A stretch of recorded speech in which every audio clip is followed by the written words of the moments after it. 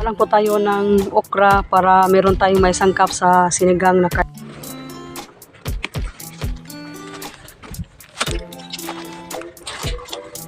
Para meron tayong may sangkap sa ating sinigang na karning baboy.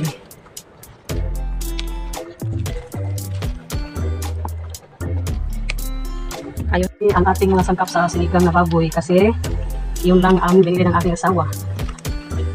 Lagyan natin ng kalabasa para masarap. Kahit simpleng ulam, okay lang. Basta meron tayong maihahain sa ating lamisa. Simpleng ulam sa tanghalian. Natin. Hanggat sa malambot.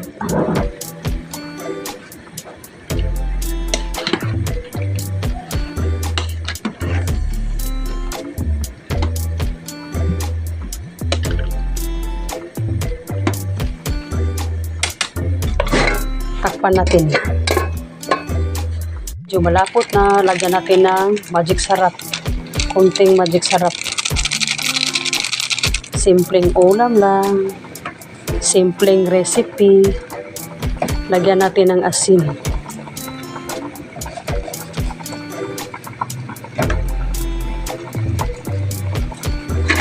Haluin natin.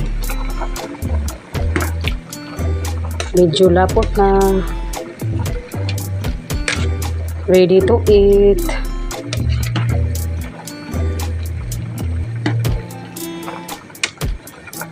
Thank you for watching. Ayan na. Luto na guys. Thank you for watching.